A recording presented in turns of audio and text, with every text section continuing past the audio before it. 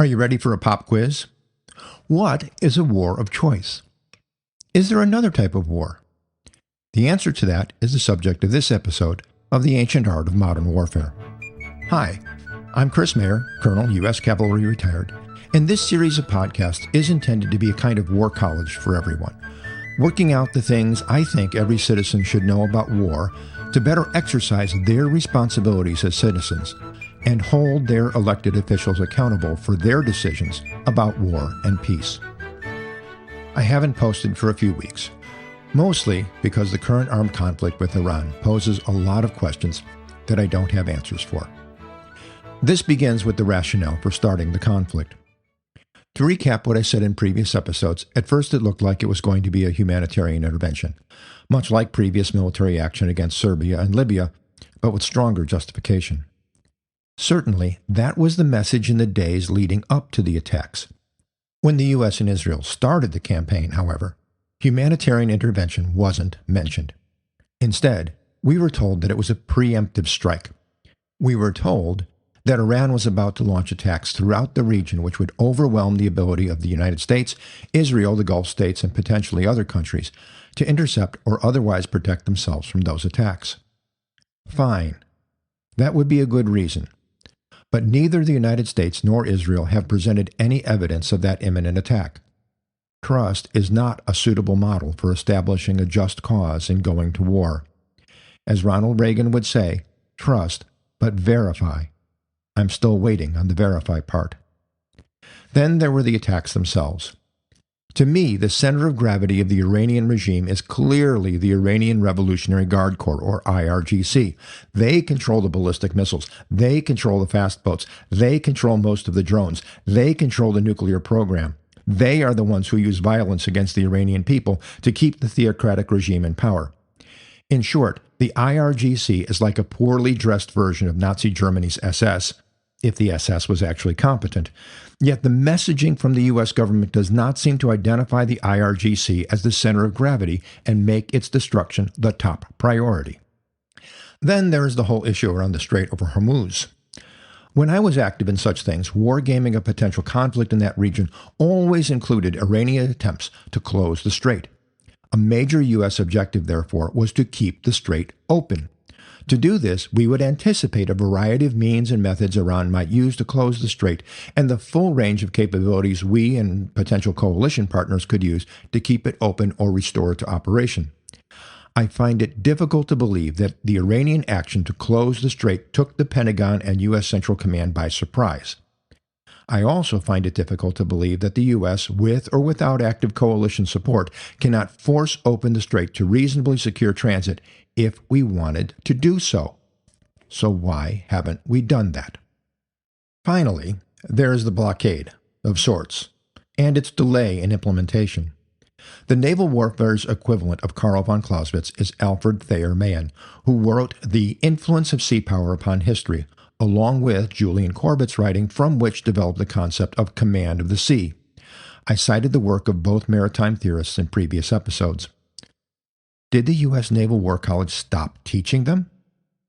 These and other concerns make it difficult for me to apply the lessons of the ancient art of modern warfare to this conflict. Then there is the recent statement buried in Pope Leo's first encyclical, where he wrote that the just war theory is outdated. I'll get to that in another podcast. But none of that is what I want to talk about today.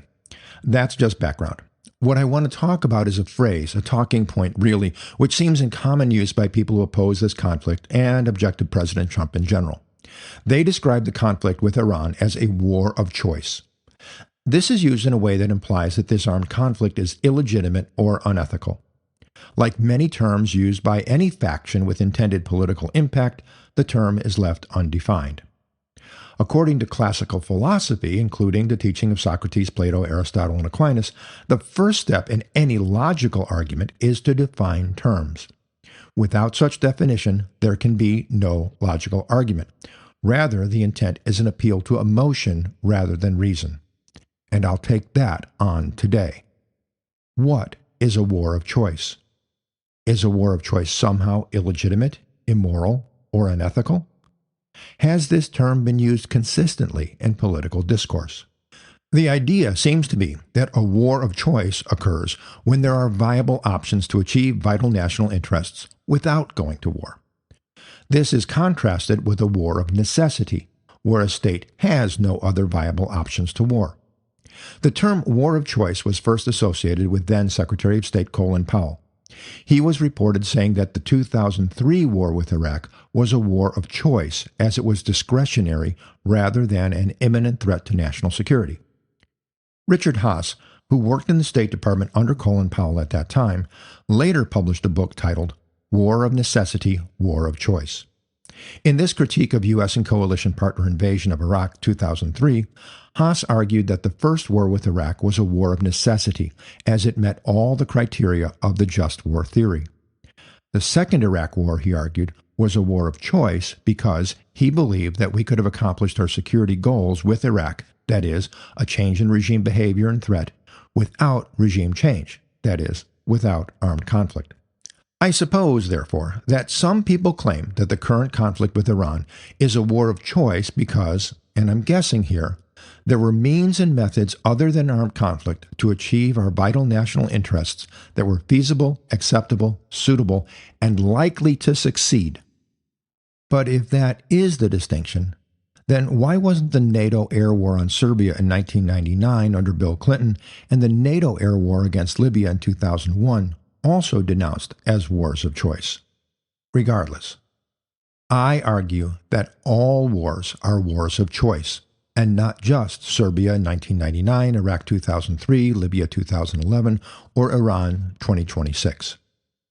Merely fulfilling just war criteria does not mean that a war is necessary. And this is true whether the state fighting the war is the attacker or the defender. There could be a just cause, just authority, right intent, last resort, and likelihood of proportionality and probability of success. Even then, war is a choice.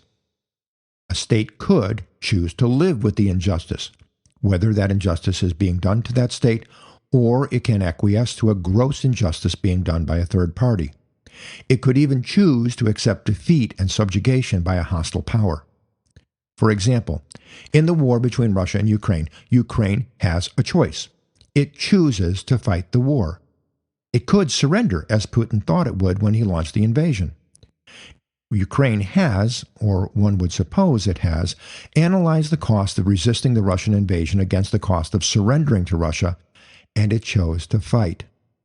Haass proposed that a war of choice is defined by choosing war where there are other viable options to achieve national objectives. Vladimir Putin could correctly argue that there was no other way to achieve his strategic goals regarding Ukraine except by his special military operation.